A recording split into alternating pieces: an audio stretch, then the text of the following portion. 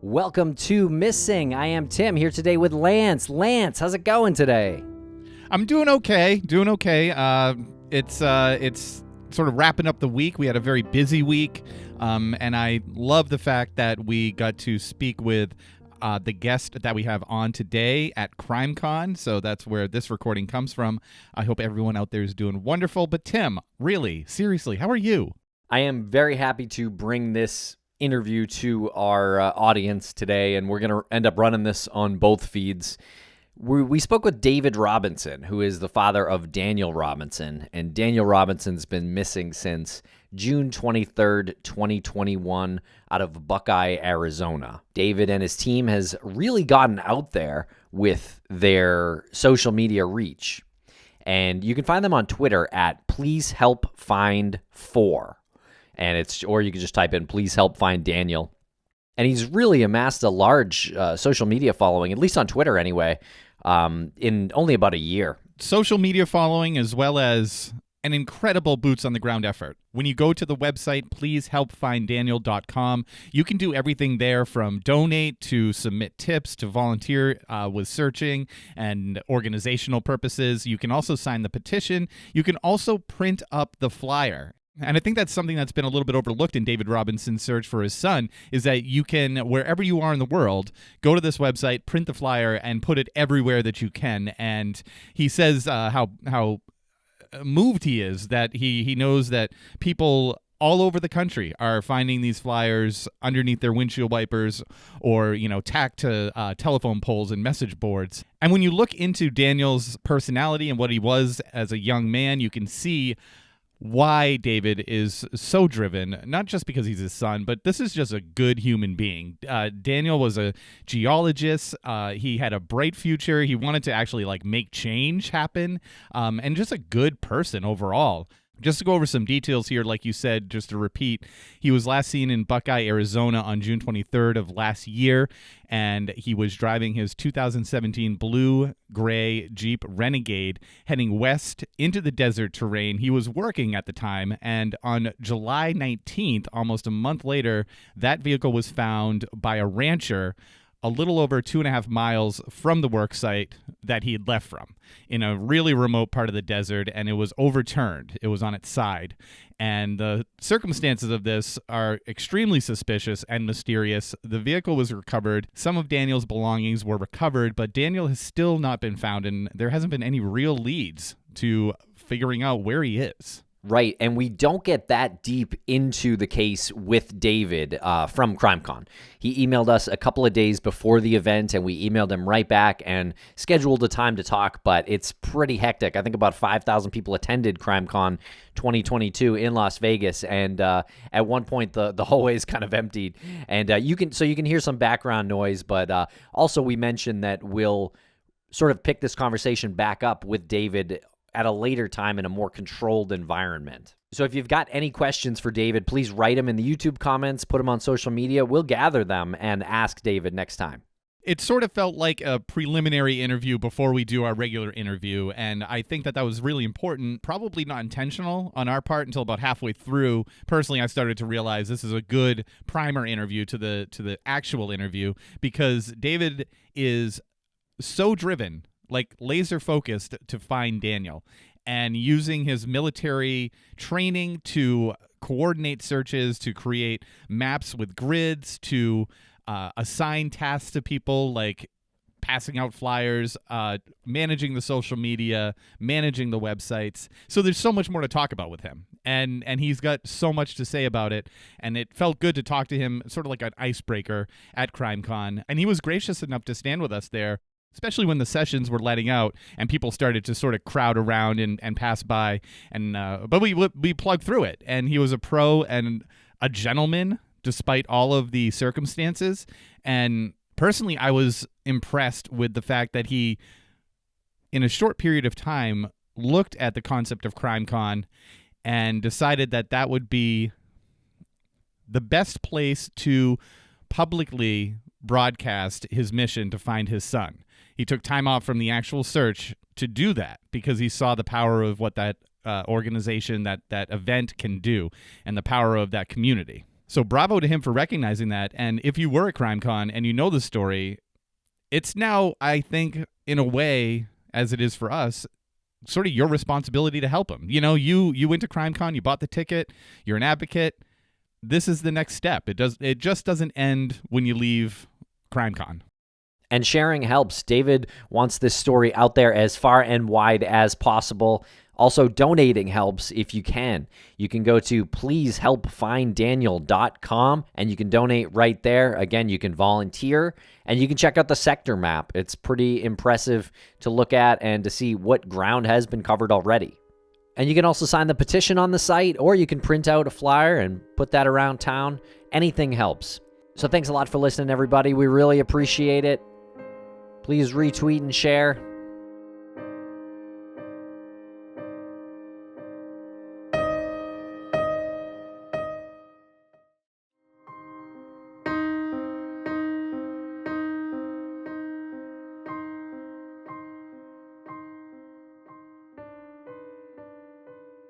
We are here with David Robinson. How are you, David?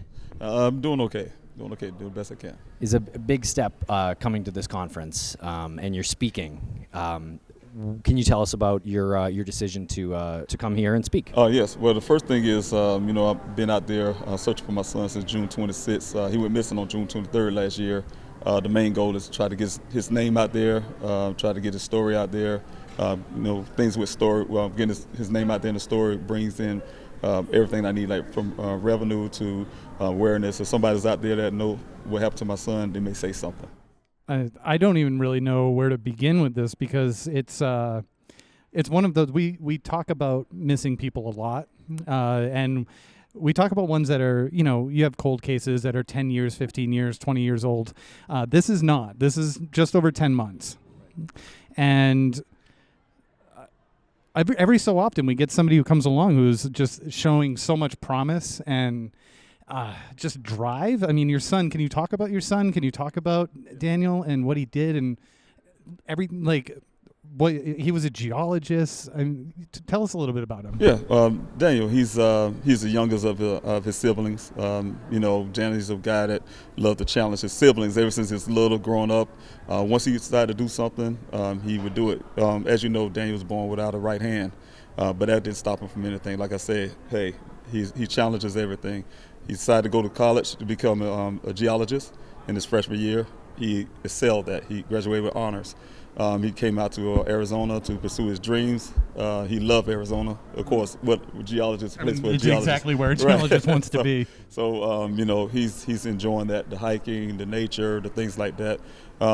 Very much loving his family, very family oriented. He comes out from Arizona back to home in South Carolina just to see his grandparents, even through this COVID time. Dan's that kind of guy that want to be around his family, to see his grandparents, stand outside. But this incident is very unfortunate because when my son went missing, it's unlike him. Daniel would not just leave without telling his family. We're really close, so we already know what happens whenever he decides to go somewhere. He do love to travel, but he always tell us, so this is very hard. Yeah, I think that's one of the things that is so frustrating about this, is that you do hear stories about people who are missing and they were always in the habit of not telling people, like hikers and people who would, maybe go on excursions, and it was so frustrating because they would never leave notes, they would not tell people, and that really hurt any search. But that was not Daniel. He was very communicative with his family. That's pretty accurate, right? That's right. Matter of fact, just 2 days before he went missing, me and my son, we have like our 2-hour conversation. I already know it's going to happen. One thing about Daniel, he's very inquisitive. So anytime he want to have answers and know what's going on, he calls me. He calls his mother, calls his siblings. So yeah, we just have that tight knit type deal, and there's no way Daniel will want to be away from his family. And every picture you see, he's always looking confident and look. He's got a smile. And I know, obviously, families aren't going to put pictures of their missing loved one, looking upset. But I feel like just looking at him, I feel like it's not possible for somebody like him to even be in a bad mood. What was he like? Well, Daniel, he's, like I said, he's a very friendly guy. Very friendly guy. He's a founder, at his fraternity in his school, the College of Charleston. He have tons of friends. People that you talk to people about Daniel, they love him. Very people person. and like I say, very loving. Yeah. Just love people.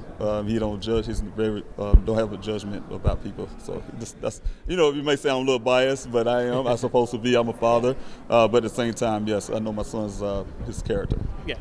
And how old is he? He's 25 now. 25. Okay, so he went to the College of Charleston and then moved out west? He sure did. Landed his first job out there in Arizona, Phoenix. Okay, doing geology? Geology, that's right. Very cool. Okay, and tell us about what happened. How did he go missing? Well, from the story I was told, there was one person at a well site. My son is a geologist, but he also got hired on as a field geologist, and also called a hydrogeologist. What he do is check the valuability of the wells. Communities in Arizona have to have at least 100 years of water supply coming out of these wells. These wells have to be there, and so his job is to determine that, and also to find out if the water is even drinkable. The rock settlements, type of rocks and things like that. But that one morning, he did 2 well sites. He started off at the first one. It's roughly around 7 o'clock in the morning. He made it to the second well site. They say around 9. He had a conversation with the other worker that was there. It's a worker from a company called Weber, and that worker said he pretty much had a 10-minute conversation with them, and after that, my son just waved off, drove, and never been seen again. His car was found, though, right? Right, almost 30 days later, about 3 miles away from that well site, it was crashed into a ravine. Everything on his body, from his underwear, socks, was on the ground in a pile. Everything was what? Everything from the ground. Everything was on his body, from his underwear to his socks, was about 3 feet away from the vehicle, on the ground there in the pile. The vehicle had 2 impressions in the windshield. His work laptop top was inside the vehicle. His backpack and things like that. But his cell phone also was inside the vehicle. 2 cases of water was still inside the vehicle, untouched. And so those are things that made it really suspicious about what happened. And on this postcard, that's the vehicle there. Yeah. Right. That's right. That's where it was found. And it seems like a very dry area. It doesn't really make much sense for cases of water were in the car. And, it's 118 degrees, 120 degrees out there that time of the year. You'll think a person would take at least a bottle of water with them. Okay, can you tell us about the official investigation into his disappearance? Well, as far as I know, there isn't no real investigation. Of course, as you may know or may not know, the vehicle was found on July the 19th by a rancher. The police department the next day turned the vehicle over to me. So I had a possession of the vehicle. I had a possession of everything you see at the scene.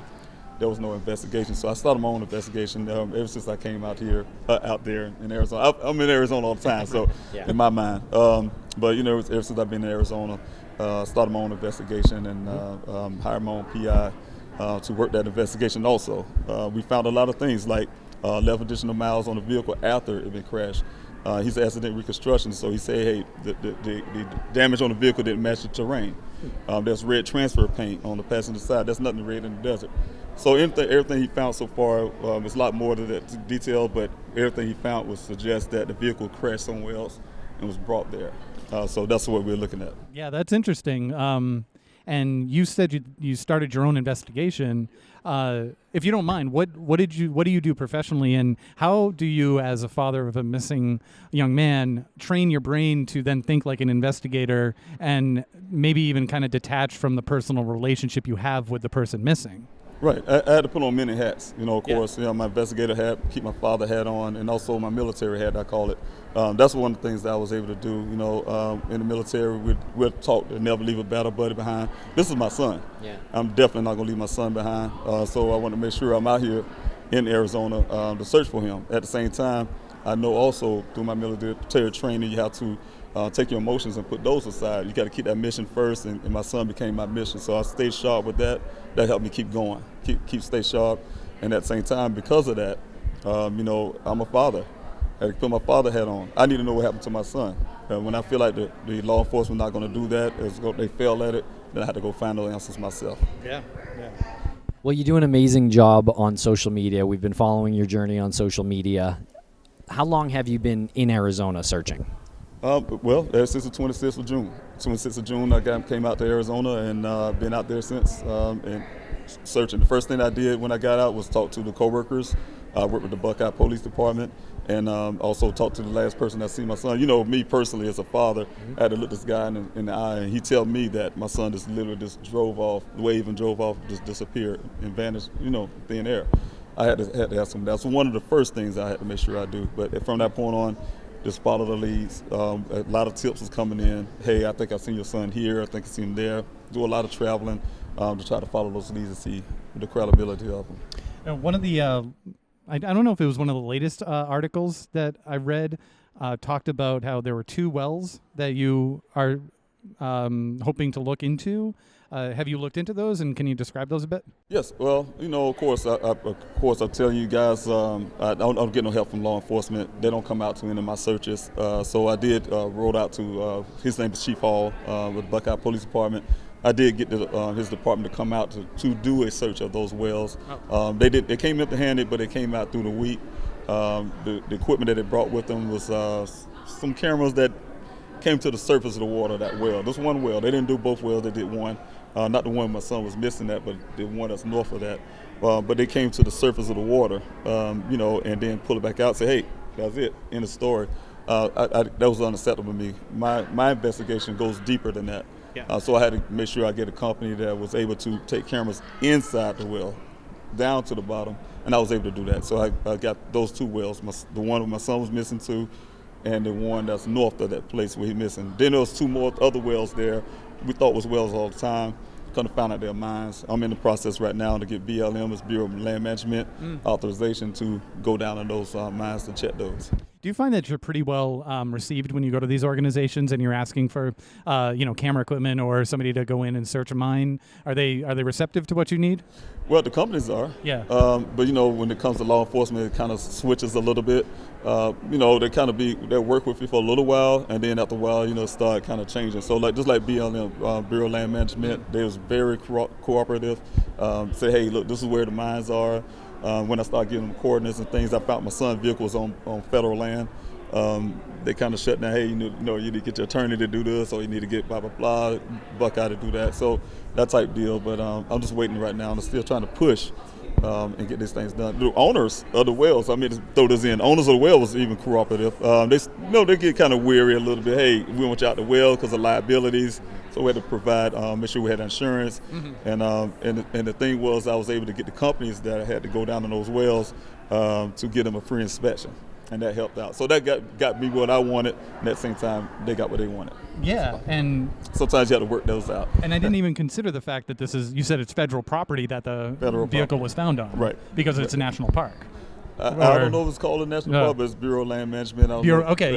Right. So that's all like federal property. It is, right. To add another frustrating layer to it. It is. I talked to the FBI. Of course, that's my whole main goal is to get the FBI involved in my son's case. I went out there a couple of days ago and just expressed that. So I'm just see what happens from that point. Good. How are the FBI as far as being receptive? It's very difficult because I know the FBI comes in only if they're invited by the lead, department. The jurisdiction. The jurisdiction type stuff. And one of the things is I can't definitely get Buckeye to do that for me. Lead. I did ask under request. I sent another letter. I was sending these letters out to the chief of police. One of the letters I had there was asking for the FBI based on the fact, my searches, I've been doing this searches for over 30-some weeks now, and my searches have found human remains, human skull, human remains, bring closer to other people's family. That suggests to me that area where my son went missing is a crime scene. Hey, this is crime scene. Some of the stuff is on federal land. Y'all need to turn this case from a missing person to a possible criminal case. I've been fighting for that. That's what I'm fighting for now. Just constantly fighting for that. You never expected that. That's right. You're finding other remains. Right. So something has to be accounted for there too. Right. And it's difficult. It's difficult. Yeah. Wow. How you think it messes with your mind? What I'm saying? My son is still missing. One of the things is I had to go to GoFundMe to ask help for the community. These are volunteers. These are normal everyday people that's coming out there to help me out with them searches. One of the biggest part is now the searches used to be every week. Now they cut down to every other week. Now I had to put it on pause for now because of funding. In my mind, it's very difficult as a father, because I found human remains out there, to imagine that that certain area that I didn't get searched yet, my son could be there lying on the ground just like we found those remains out there. So it's very difficult mentally. What is your next step? I know you pause your search, and you're here. You came here while you paused your search, which I feel like is incredible. To be honest, that you've decided to try a sort of a different tactic. That's right. At least temporarily. I'm sure you want to get back out there. Yes. What is it that will help you get back out there? Well, first I want to say I am still going out there alone. I have days I don't announce the days I go, security reasons why, but I do go out there on the weekdays because I still have to keep my investigation going. Still have to go search certain little areas on my own. I'm just one person though. But the step that I have now is because I've been doing this so long, I've run to other families, of course, who's supportive, but they tell me their stories. You got other families out there, you'll never hear their names, never hear their stories. I'm passionate about that. I grow up passionate about that. It's not just about my family and what we're going through. It's about other families too. So I'm founder of the Daniel Robinson Foundation. We just got that signed in right now. Everything's coming up on that. So the goal of that is to also use that to help my searches for my son, and at the same time help other families. I was just going to say that you have so quickly not only actively engaged in an investigation for your own personal tragedy, your own personal, your son's missing, but you also saw almost immediately the need that this is for other people. And it's a need that no one really talks about because those people don't talk about it because no one's talked to them about it. An environment like this, people will talk about these things. And I think regardless of any outcome, what you've done with training yourself to compartmentalize and say, here are my objectives, here are the hats I have to wear, I think that's huge for people who you're talking to who have missing loved ones, who can say okay, I didn't know how to approach it. It's been 10 years because I didn't know how to do it and it got overwhelming. I think you could really benefit a lot of people with, you're speaking later on. You got to know how many people are going to take a lot of wisdom from what you say. That's right. And that's one of the biggest things. Like you said, just the whole fact that you run into other families, like I said, that have those the same pain, exact pain. One of the things that I learned from myself is you got to share that. Share what you know. I didn't have anybody to say, hey, you're not a professional. Nobody have a playbook to say, hey, look, this is what you do whenever you have a missing person. If you don't have law enforcement helping, or what do you do? And a lot of times we don't hear these families because they just don't know what to do. They don't know the first step. They just rely and take step back and say, hey, I'm depending on you to help me. So my goal is also with the foundations to make a playbook for the families so hey, look, this is what you do. This is steps that I have done. Get your person's name out there. If the media drop your story, create your own story. Get a YouTube channel. Build yourself up, but do something to put your person's name out there. That's the goal I'm doing. Just try to get people steps to take so they can get their person out there to be heard. Well, it's really inspirational what you've done on the ground and on social media.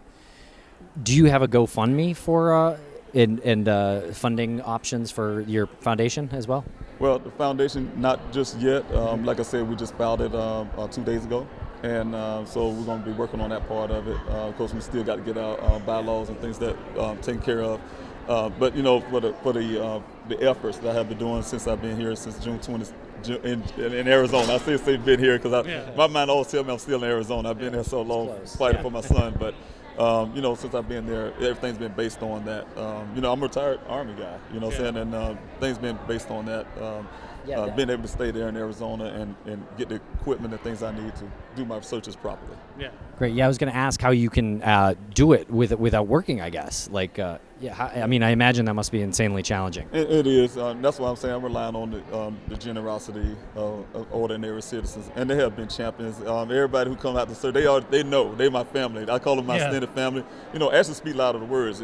People say anything all the time, but these people actually literally come out of their home. They don't have to, but they do that. They're my families, and they always have my back. We'd love to get you on the show in a more controlled environment. It looks like they just let out. They just let out an event. But before it gets too loud, I just want to say that your website is pleasehelpfinddaniel.com. You have Twitter at Please Help Find 4, and that's a number 4. Instagram is Please Help Find Daniel, and a tip line 844-602-0660. And it's a paid tip line. I can throw this in. Paid tip line, pay that. If you have live operators 24 hours, 7 days a week, take their calls. You can be anonymous, non-anonymous.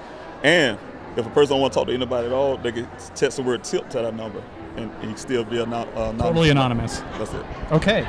Have there been helpful tips that have come in so far? It have.